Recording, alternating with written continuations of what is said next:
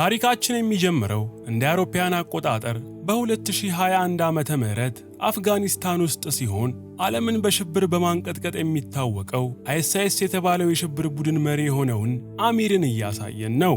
አሚር በገጠራማ የአፍጋኒስታን ከተማ የሚኖር ሲሆን ያን ዕለትም ተረጋግቶ ሻዩን ሲጠጣ ከቆየ በኋላ ወደሚያድርበት ቦታ ተመልሶ ያገታቸውን በርካታ አሜሪካውያን ወታደሮችን ወደ ገበያ ይዟቸው ይወጣል። ከታገቱት ወታደሮችም ውስጥ ከፍተኛ የጦር አመራር ብቃት ያላት ጄክ የተባለች ሴት ወታደር ስለነበረች አሚር መጀመሪያ ላይ እሷን ለመበቀል በማሰብ ጄክን ከሌሎቹ እስረኞች ለይቶ ካቆማት በኋላ የጄክን ባልደረባ የሆኑትን ወታደሮች እንዲሁም ገበያ ቦታው ውስጥ የነበሩትን ሰዎችን ድንጋይ ይዘው ጄክን እንዲወግሯት ትዕዛዝ ያስተላልፋል።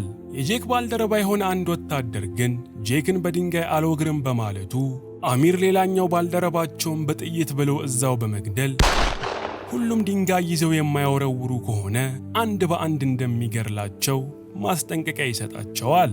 በዚህም ጊዜ በአሚር ዙሪያ የነበሩት በሙሉ በፍርሃት በመዋጥ የያዙትን ድንጋይ በኃይል ወደ ጄክ መወርወር ይጀምራሉ። በዛው ቅጽበት ግን የአሜሪካን ወታደሮችን የያዙ 2 ሄሊኮፕተሮች ቦታው ላይ ይደርሱና አሚር የሚያዛቸው በርካታ የአይኤስ አባላት ላይ የተኩስ ርምታ ይጀምራሉ። ከሄሊኮፕተሮቹም ውስጥ የተወሰኑ ወታደሮች ፈጥነው በመውረድ ጄክን በድንጋይ ተወግራ ከወደቀችበት በማንሳት ሄሊኮፕተሩ ውስጥ ካስቀመጧት በኋላ ወታደሮቹ ከጄክ ጋር የነበሩትን ሌሎች ታሳሪ ወታደሮች ለማምጣት ሲሄዱ አሚር አንድ ባዙቃ በማንሳት አንደኛውን ሄሊኮፕተርን ተኩሶ እንዳልነበር ያደርገዋል።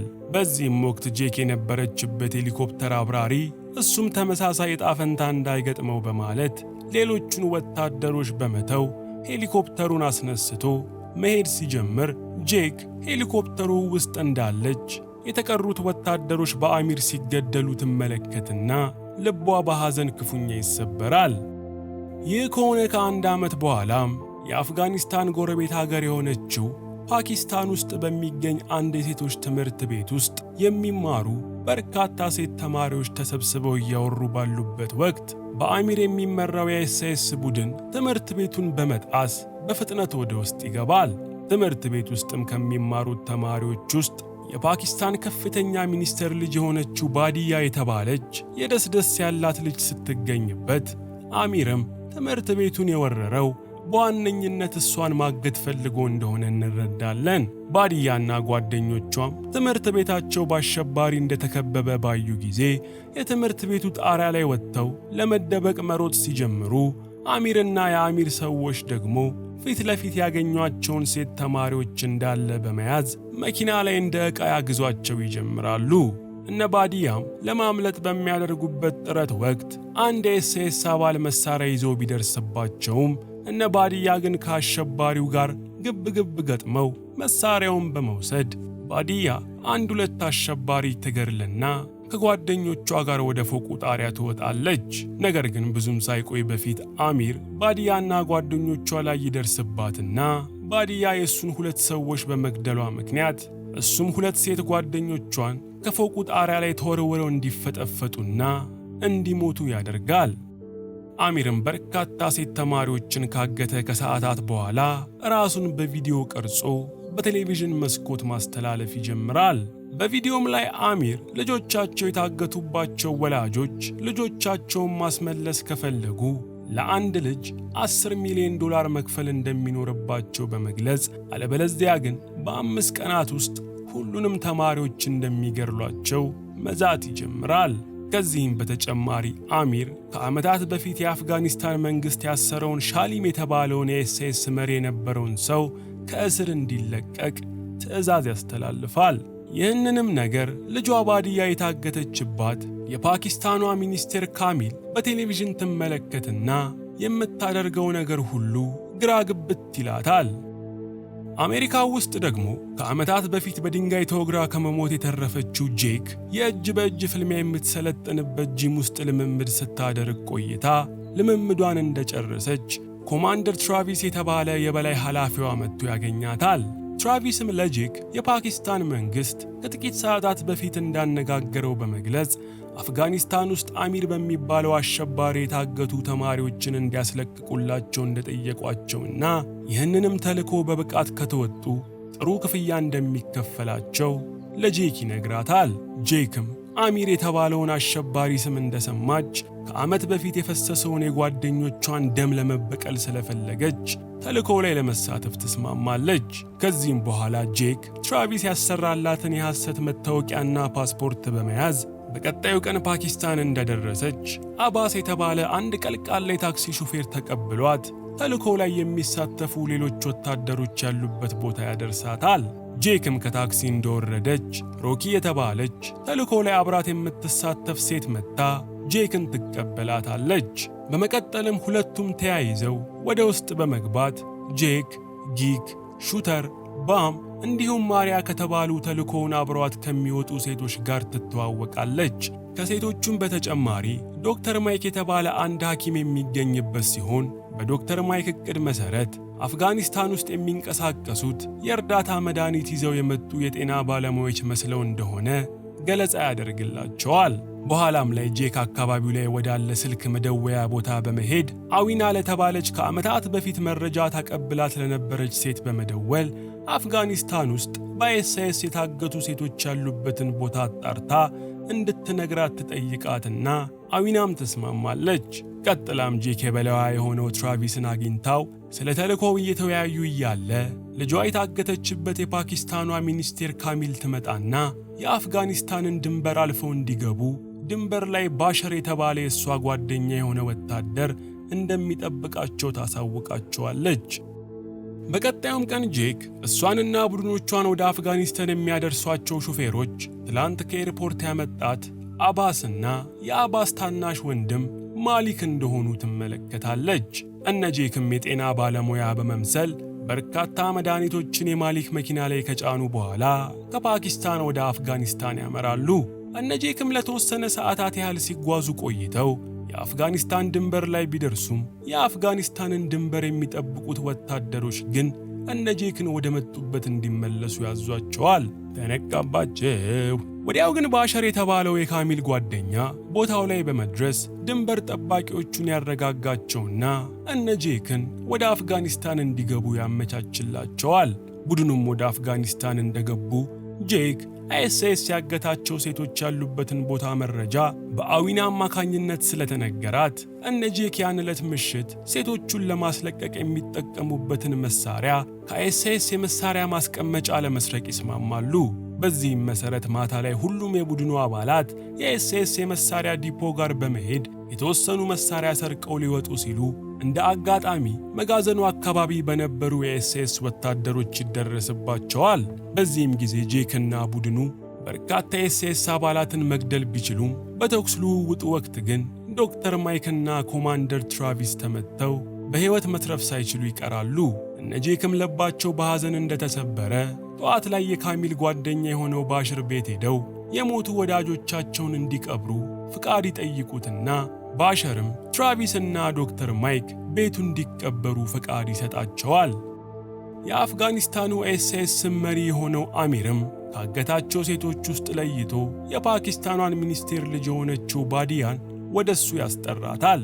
ባዲያም አሚር ጋር እንደመጣች ገና ሊያግታት ሲሞክር ያሳየችውን ጀግንነት እንዳስገረመው በመግለጽ ወደፊትም ቢሆን እሷን የመልቀቅ ሐሳብ እንደሌለው ይልቁንስ ሊያገባት እንደወሰነ ለባዲያ ይነግራታል። ባዲያም ይሄን ነገር ስትሰማ በጣም ትጫወት የለ እንዴ ብላ ስትፈልግ እንጨቆረር መግባት ትችላለህ በማለት ብትመልስለትም አሚር ግን እሷን የማታገባው ከሆነ ያገታቸው ጓደኞቿን አንድ በአንድ እንደሚጨፈጭፋቸው በመዛት ክፉኛ ያስጠነቅቃታል። ባሸር ጋርም የልጇ ባዲያ ደህንነት ያሳሰባት እናትየው ካሚል አሚር የጠየቀውን $10 ሚሊዮን ይዛ እነ ጄክ ጋር በመምጣት ተልዕኮው የማይሳካ ከሆነ ለአሚር $10 ሚሊዮን ከፍለው ልጇን እንዲያስለቅቁላት ነግራቸው ገንዘቡን ትሰጣቸውና ትሄዳለች። የባዲያ እናት ካሚል እንደሄደችም የጄክ መረጃ አቀባይ የሆነችው አዊና በመኪና በመምጣት ከጄክ ጋር ሰላም ከተባባሉ በኋላ ዛሬ ከሰዓት አሚር ከእስር እንዲፈታ የጠየቀው ሻሊም የተባለው ሰው ከእስር ቤት ተፈቶ ለና አሚር ተላልፎ ሊሰጥ እንደሆነ ትነግራታለች። ይህንንም ተከትሎ ጄክና ጓደኞቿ አሚር ከእስር ሊያስፈታ ያሰበውን ከፍተኛ የኤስኤስ አመራር ለማገትና ከአሚር ጋር ለመደራደር በማሰብ አዊና የነገረቻቸው ቦታ መሳሪያቸውን አንግበው ይሄዳሉ። እንደተባለውም ሻሊም ከእስር ቤት ተፈቶ በተለያዩ ወታደሮች ታጅቦ ወደ አሚር ሊወሰድ ሲል ጄክና ጓደኞቿ ወታደሮቹ ላይ መሳሪያ በመተኮስ ሻሊምን ከወታደሮቹ ላይ አግተው ለመውሰድ መሞከር ይጀምራሉ።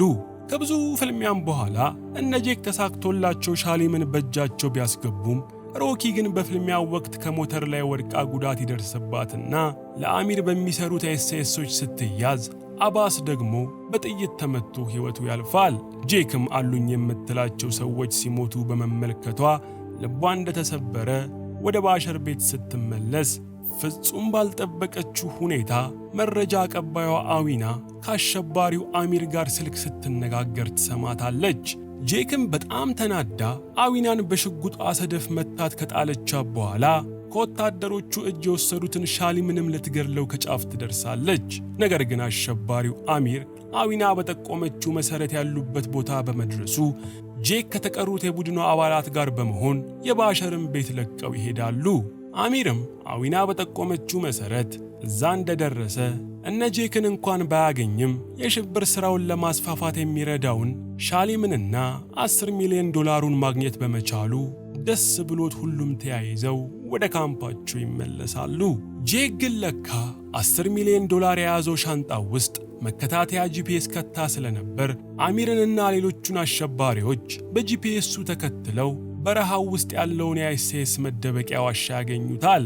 አሚርም ሻሊምን ይዞ ወደ መደበቂያ ዋሻው ከደረሰ በኋላ ሻሊምን ባዲያ ከተባለችው ሴት ጋር እንዲያጋባው ይጠይቀውና ሻሊምም ይስማማል።